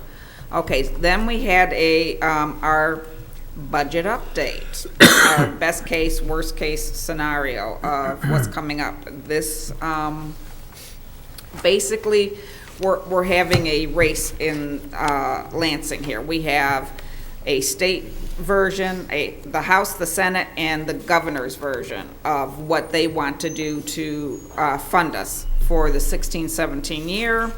And Mr. Wall has presented a best case, most likely case, and worst case scenario using different numbers based upon who wins this race, the House, the Senate, or the governor, as to how much money we're going to get. Pretty much what we're looking at is all 3 of the plans include a foundation increase of $8 and the 20J categorical of $52. So we're going to be looking at a total of a $60 increase in all three of the plans per student. Then it changes. We have a different plan from each of the three groups about how they want to give us the funding. We have a 50-50 plan where they do a student count in October and a student count in February, 50% for those two scenarios. We have one that wants to do a 25-75 count, which is the worst case where we get the least amount of money because they're going to do, February is going to be 25% and then October will be 75% of the count. But we have a consistent growth throughout our school year, so it's important that we continue to maintain a pretty substantial stream come the February count, because we know that October's count will be one number. By February, we usually see an increased growth in students. We also know that it typically happens that charter schools will have a larger amount of students at the beginning of the school year. If they have a heavier count for the October count, and then their students, and they get that money, and then their students decide to come back to the public school system, if we don't get a good number for February, we typically get those charter school students back into the public school system. So it's important that we have a pretty fair balance of percent financing in the February count. So the other number is a 15 and 85. The October would be 15 and 85 would be the next October. So according to what this says. So, and that's the best case because it spans over the entire year, October to October, rather than a February October count. So that most likely is going to be the governor's proposal, which is the 50-50 count. All right, then the other thing that is up in the air is the at-risk funding. We lost it years ago, the 30A. They're proposing giving it back to us. If we get it back, it's another $10 million in our pockets. If they decide that that's the way they want to go. It also gives us another $7 million that we've taken out of our general fund and put into some of these at-risk programs when they took away those at-risk funds that we've been financing because we thought they were important enough. So that would also put that back into the general fund, so that if we get that 38, that would be a really big bonus to our budget. Can I just mention that that is the House version? So That's the House, we yeah. support the House version because that's what brings the money back. The Senate version and the governors do not have that money coming back to the district. And this goes back to 2010 when we lost both 31A and the 20J. So I just wanted to mention that that's only in the House version right now. Thank you. Yeah, so far in all three versions, we can come away with a small increase in our general fund or a large increase in our general fund. I'm not going to go into each of the numbers because it gets a little bit confusing reading through all of this. That being said, the other thing we're talking about is funding for capital projects. We've, gone through the bond money that was just up, and when polled by all of the schools about things they need done to their infrastructure, there was another $160 million worth of wish list that came out of them. We know that we can't possibly support that through the general fund, and we're probably wouldn't be successful going back to the voters again anytime in the near future. So that's something that we're going to have to keep in mind as to how we balance our budget and still be able to maintain our properties in a significant way in the next few years. We're not going to be able to do everything that everybody needs done to the buildings in the near future. That being said, we talked about a lot of different, and the other thing we talked about was cell tower offers. There's been some requests Edsel Ford for either an lease to be continued and extended on a couple of the cell towers that are already in existence. And then there's been a proposal for a new cell tower at where the bus service garage is in the east end. So that one hasn't really developed any further, but the two extensions of the lease agreements for the ones on Edsel's property is on the table as well to be moved forward. So you'll be seeing that soon as well for us to vote on. Now, the other thing that I'm going to just put out there, and I know everybody's not thrilled with it, but if you want more detailed information, there's a couple ways we could do this because there's a lot of numbers to look over, and if you need to see it in more detail, we can either try again. We weren't able to get a study session the last time. If we want to still consider doing a study session sometime in May to go over this in greater detail with Tom, we could do it maybe before a board meeting at some point, and everybody can look at the numbers again before we have to vote on a final budget. Or if you want to do it in groups of 2 or 3 and meet with Tom to have him go over everything in detail, and that way you can have maybe a board member who's already been through this, who understands some of the numbers, with newer board members who haven't seen it. I just put it out there to all of the board members if you want to try to schedule something so that everybody can have some explanations and questions answered if necessary. Is there a necessity to do it in May? Because I think. Well, we vote on a budget in June. Okay, you're right, all right. So I just threw May out Because there I know because we were trying, was that the study yeah. session we wanted to do the In first week April, of April, yeah. but a number of people couldn't make it? Right. Okay. And I'm just putting out, if you want to just meet with him privately, then I would suggest setting up a meeting to meet with him. It would just be, if we had more of us there, that would help generate better questions maybe.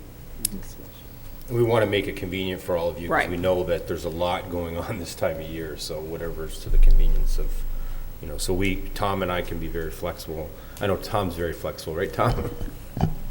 It would seem like just coming early to a meeting, scheduled meeting, would probably be Yeah. best. Maybe one right before, You can do it before the college meeting, you can do, it doesn't have to be yeah. before, it could be before any one of the meetings, That so. sounds good.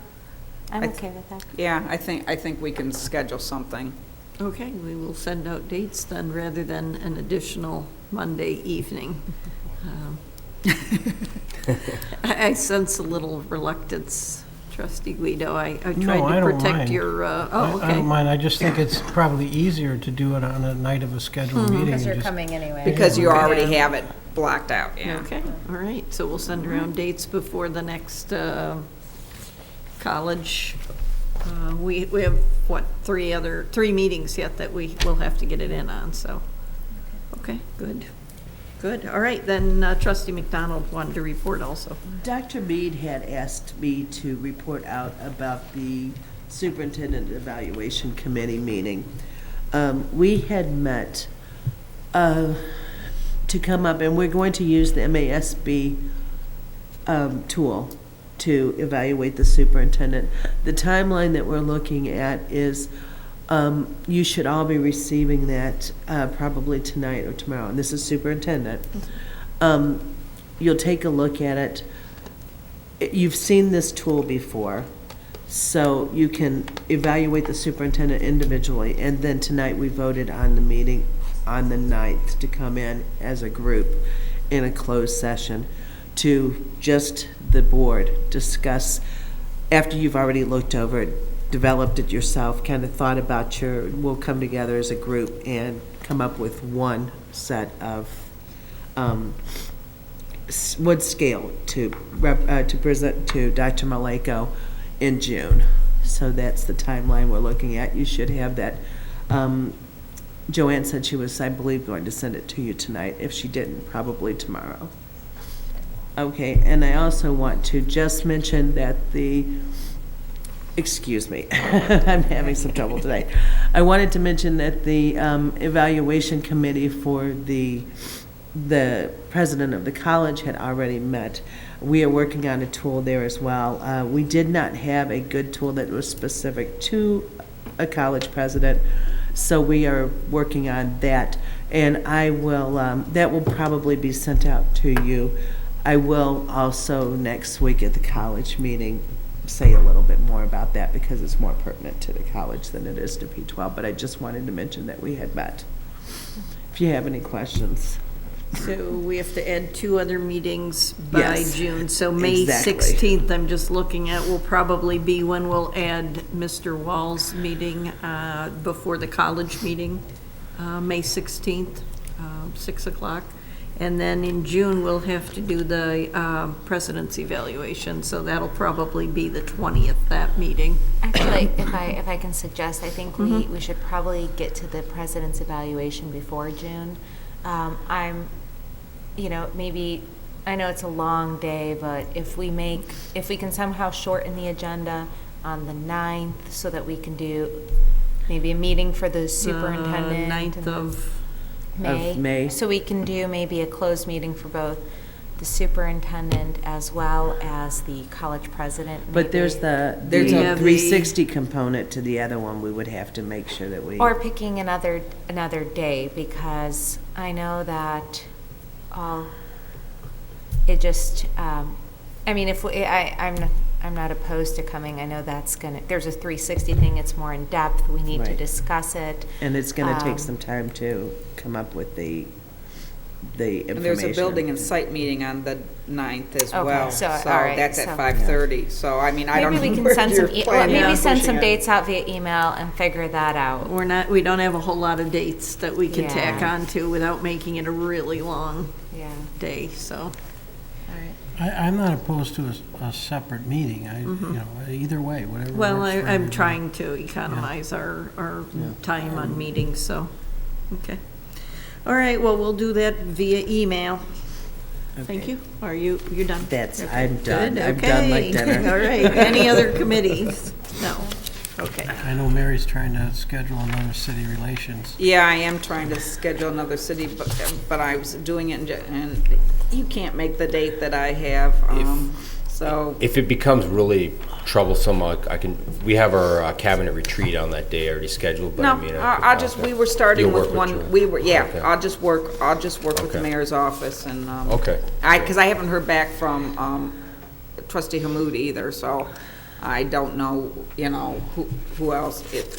If we can't get the 3 board members there, it doesn't, I think she's out of town, but she's scheduled is. to come back the 23rd. yeah, well, this was in July.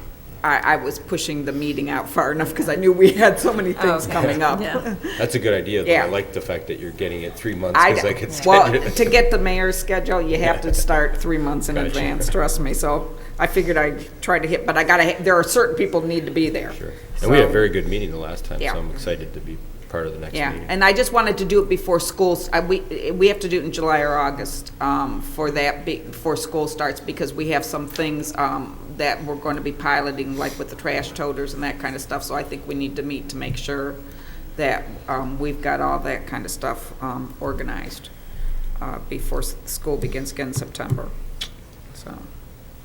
I'll try that one again. Okay, all right. Okay, board member superintendent commentary? Anybody have commentary? I have a couple of things. I'd like to thank Bryant and Long for piloting the recycling program. I'm really excited that that's finally going to start. That's a big topic for me, so thanks to them for trying it out and seeing how it works. Another thing that I wanted to mention is our city and our district has a lot of international visitors. A lot of people request through International Visitors Council and other places that they come to Dearborn. And I know there's quite a few people that delegations, international delegations that request specific schools. Fordson is one that gets requested a lot. And I noticed that we have a grant from the Qatar Foundation. I think those type of grants, that's to progress Arabic language, but I think that comes from the background work that we've done in hosting so many visitors. Our reputation is pretty amazing. So I just wanted to mention that. Probably most people aren't aware of that, but it's pretty incredible that our district has a grant like that. And it's something that we know the United States needs, so I'm just really happy that the district is able to do that. One other thing that I wanted to mention is on number 12, we have a donation for recess, board games, equipment. And I had a conversation with Dr. Maleko on recess. Physical education is something that's really been declining in the United States. Obesity is a problem worldwide. We know we have a problem with that. And I did correspond with at least one teacher who was going to look into different models for allowing teachers to send students out for short recesses. I talked to Dr. Maleko about this. I don't think that we can stress enough the whole mind-body connection, and a teacher being able to, I just want to reiterate what was told to me, that teachers have this as a choice. When their class is on target, they can go out for 10 minutes, they come back, and I think generally speaking, I see Dr. Chokol nodding along, even if they take a 10-minute recess, they're generally make it up in instruction.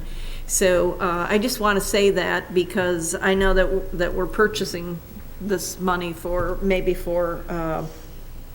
rain days, but we really need to not neglect our kids' recess. And my son always loved recess, and it's not just, I mean, it has great importance. And actually, that's what we're having the discussion at the Healthy Dearborn Coalition, because I'm on the schools committee, and about how to have a consistency throughout all of our schools, about, especially at the elementary level, about how they utilize their time with their students and give them this movement time to help them refocus. Looks like Dr. Chokol wants to comment on this. Well, since you brought it up, President Lane, the elementary principals have gotten together and have realized that although everyone believes in the value of recess, brain-based, better progress, take 10 minutes out here and make it up in the energy and the enthusiasm that students have, we also acknowledged that we were somewhat inconsistent with the way recesses were handled from school to school. So we are currently working on finalizing a consistent policy, if you will, that may not be required, but that all teachers then would have access to say, here are my choices, here are my options. Certainly rainy days, they're not necessarily going to go out, but teachers have been very creative in using Brain Gym or something called Go Noodle that allows students to get some gross motor activity as well as recess outside when the weather's good. So you will be getting that with by the next board meeting, but probably more so by the end of the month. Great, thank you. I'll report that to the Healthy Dearborn Coalition next week. Trustee McDonald. I have one more thing that I want to add. I am a member of American Legion Auxiliary, and I spoke with some of the gentlemen of the American Legion Post 364 in Dearborn, and they do a lot of scholarships, and they have brought them to me before, and I've brought them to the board and mentioned them in board meetings, and they weren't really being utilized the way they should, as well as scholarships from other service organizations and all over the district. And so, thanks to Dr. Shannon Peterson, she had pulled them all together and helped come up with a place where counselors are aware where they're all listed, and so we have the opportunity to get that information to students so they can be utilized more. And the veterans were very excited because in many years they hadn't had any participants in any of their scholarships. In the last year, they've had 3 scholarships that they've given away, but they have all gone to Fordson students. So Fordson's doing something right, and the other high schools need to work on it a little bit. But I want to thank Ms. Peterson for pulling that together. And it's a shame that we have a lot of scholarship opportunities for students, and they're not connected to, to the students. so they're not used. And as the old saying goes, $250 here, $750 there, $500, add it all up, and pretty soon it's a few thousand or a few Absolutely. million. So, yeah, students need to not overlook small scholarships because they pay for books for a class. So it's really important. One more thing I just want to add, when I was talking to them, they do have some information here, and I'm going to pass it on to David, and maybe he can share it through the district. They're having a golf outing. It is the season for golf, you mentioned earlier. And a lot of the money that is generated goes to help our students and scholarships and other things that benefits youth in our area. So I'm going to pass that on to David, and he can share the information with those who are interested. Thank you. I just wanted to remind everybody too, I know there's been some advertising, but there's going to be a program on Wednesday called Youth in Arts from 4 to 8:30 at the Henry Ford, what I call the Civic Center Community and Performing Arts Building. They're going to have all kinds of programs going on there, musical performances as well as art projects. There's going to be like a hands-on kind of project that students are doing. The high school students are presenting something.